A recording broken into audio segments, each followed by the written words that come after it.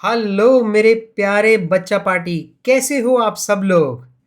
अरे भाई, मैसेज कर कर के आपने मेरा दिमाग आउट कर दिया था। आप सब एक ही चीज बोल रहे थे कि भैया आप सिर्फ आईआईटी आईआईटी आईआईटी करते हैं।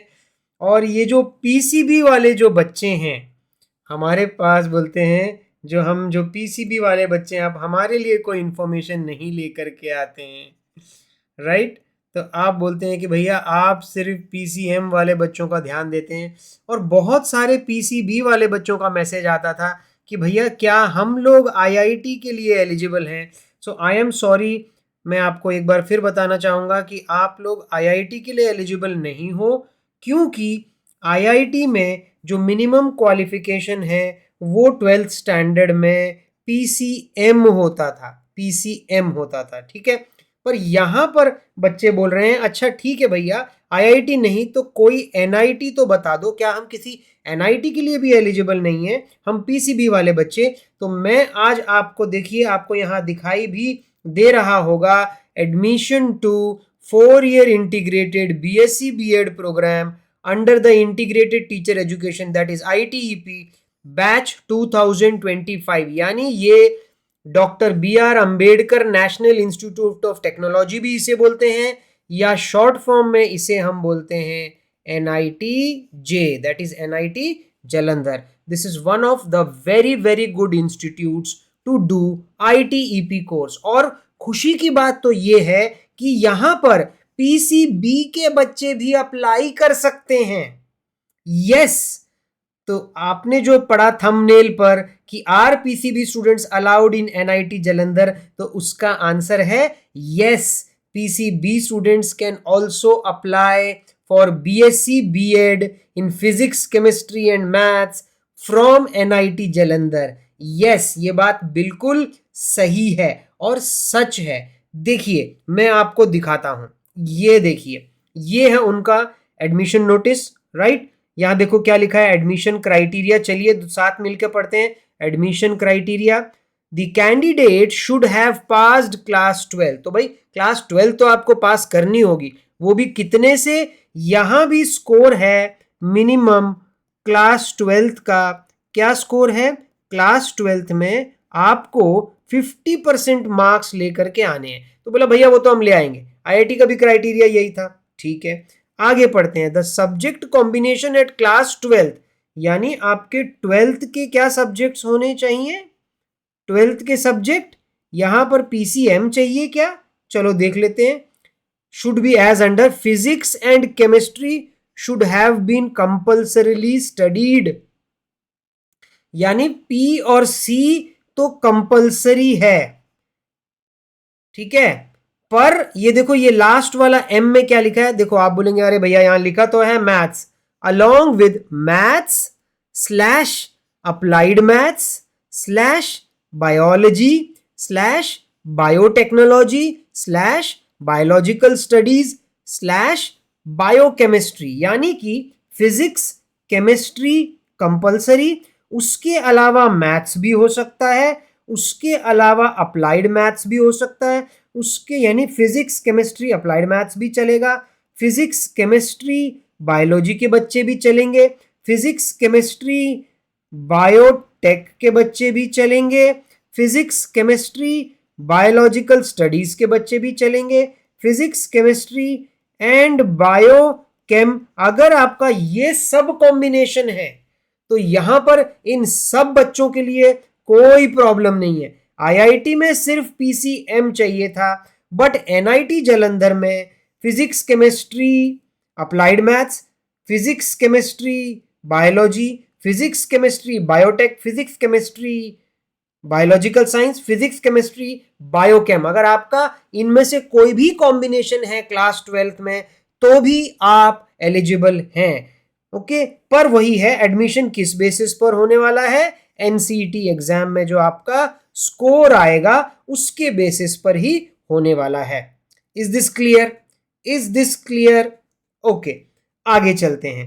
आगे क्या बोल रहा है, देखिए ये एक इनका जो ये फ्लायर जो आया है ना, बहुत प्यारा फ्लायर बनाया है। मुझे ये सच में बहुत पसंद आया, क्योंकि बहुत सारे बच्चे ये पूछते थे भैया ITEP कोर्स अगर हम कर लें तो उसकी कोई वैल्यू है क्या, उसके बाद हमें कोई जॉब मिल सकता है क्या, क्या है उसके बाद हम क्या कर सकते हैं। तो यहां देखो क्या बोलता है, जॉब अपॉर्चुनिटीज क्या है। आप स्कूल टीचिंग कर सकते हो, जैसे केंद्रीय विद्यालय स्कूल, जवाहर नवोदय विद्यालय स्कूल, ठीक है, ये आर्मी पब्लिक स्कूल या पता नहीं ये कुछ और हो सकता है, स्टेट गवर्नमेंट एडेड स्कूल्स, ये सब सब जगह आप अप्लाई कर सकते हो। Scope of employability at international level, आप ITP करने के बाद इंटरनेशनल लेवल पे भी जॉब मिल सकता है आपको। Eligible for various government jobs, आप SSC, UPSC, state civil service exam, patent officers and many more, इन सब के लिए आप एलिजिबल हो। Technical, laboratory assistant in research, in academic institute, वहां भी आप अप्लाई कर सकते हो। Then you have got opportunities for campus placement by the top recruiters, यानी कैंपस प्लेसमेंट भी आपको मिल सकता है। और एक पेज है इनका, बोलता है कुछ और बहुत इंपॉर्टेंट हाइलाइट्स यहां पर बता रहा है, वो ध्यान से सुनना। इसके बाद आप और क्या कर सकते हो, अगर आपने ITEP से 4 ईयर का BSc B.Ed कर लिया है तो उसके बाद आप क्या कर सकते हो, बोलता है you are eligible for masters degree. आप 2 सब्जेक्ट में मास्टर्स डिग्री के लिए एलिजिबल हो। Eligible for master degree in education, आपने B.Ed किया है तो आप कल को M.Ed के लिए भी एलिजिबल हो, ठीक है, मास्टर्स इन एजुकेशन भी कर सकते हो आप। Curriculum specific design keeping in view syllabus of various entrance exam, okay.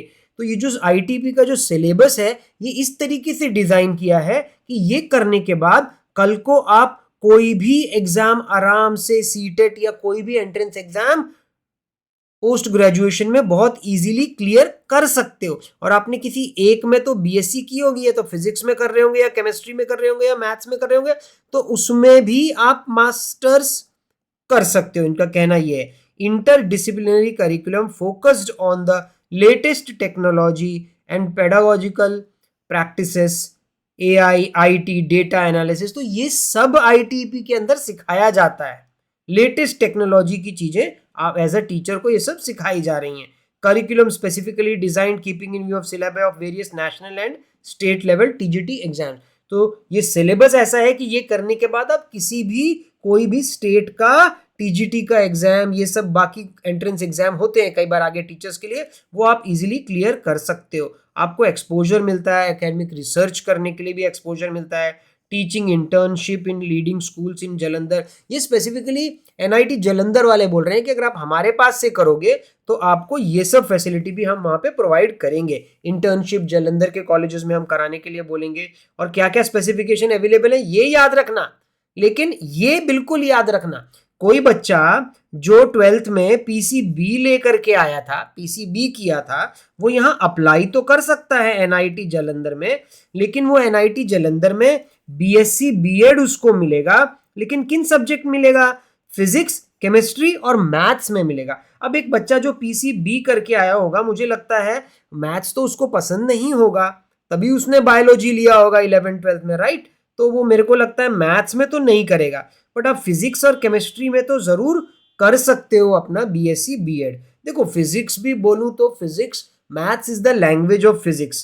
तो जिस बच्चे ने 11th 12th में मैथ्स नहीं लिया है वो फिजिक्स में भी कहीं ना कहीं अटकेगा, बट कुछ ऐसे बच्चे होते हैं जो फिर भी कवर अप कर लेते हैं। बट केमिस्ट्री तो एक बहुत वायबल ऑप्शन है, आप केमिस्ट्री को मेजर रख सकते हो, फिजिक्स को माइनर रख सकते हो, या फिजिक्स को मेजर रख सकते हो, केमिस्ट्री को माइनर रख सकते हो, ठीक है। अगर आप में बहुत ही ज्यादा हिम्मत है तो आप मैथ्स ले लेना फिर, but I don't think so. अगर उस बच्चे ने 11th 12th में बायो लिया है तो डेफिनेटली मैथ्स नहीं पसंद होगा, इसीलिए लिया होता है मैक्सिमम बच्चों ने। अगर वो है तो आप मैथमेटिक्स छोड़ देना, but still you can apply. समझ में आ रहा है? तो ये सब चीजें समझ में आई। एक बार फिर से पीछे चलता हूँ, जॉब अपॉर्चुनिटीज मैंने आपको बता दी, और पीछे चलता हूँ, एडमिशन क्राइटेरिया पूरी तरह से समझ में आ गया। मिनिमम 50% आपके 12th में आने चाहिए एग्रीगेट, और 12th में आपका फिजिक्स केमिस्ट्री बायो होगा, चलेगा। Physics chemistry biotech, physics chemistry biological studies, physics, chemistry, biochem, ये कुछ भी होगा तो चलेगा, आप एनआईटी में एडमिशन ले सकते हैं, प्रोवाइडेड आपने एनसीईटी एग्जाम तो दिया होगा स्पेसिफिक डोमेन्स के साथ। डोमेन्स के बारे में तो इन्होंने कुछ नहीं बोला कि डोमेन्स क्या होने चाहिए, जबकि आईआईटी में तो डोमेन्स के लिए भी दे आर वेरी स्पेसिफिक कि डोमेन्स में भी 12th में पीसीएम होना चाहिए और डोमेन में भी पीसीएम होना चाहिए, राइट। थोड़ा सा भुवनेश्वर में क्राइटेरिया थोड़ा सा डिफरेंट है कभी कभी, ठीक है। और यहां तो इन्होंने ऐसा कुछ नहीं बोला, बट मैं ये मान के चल रहा हूं कि जो बच्चा पीसीबी वाला होगा उसने फिजिक्स और केमिस्ट्री तो लिया ही है, तो डोमेन में मेरे ख्याल से फिजिक्स और केमिस्ट्री तो होगा ही होगा। अब मैथ्स होगा या बायोलॉजी होगा किसको, ये इन्होंने क्लियर नहीं किया है।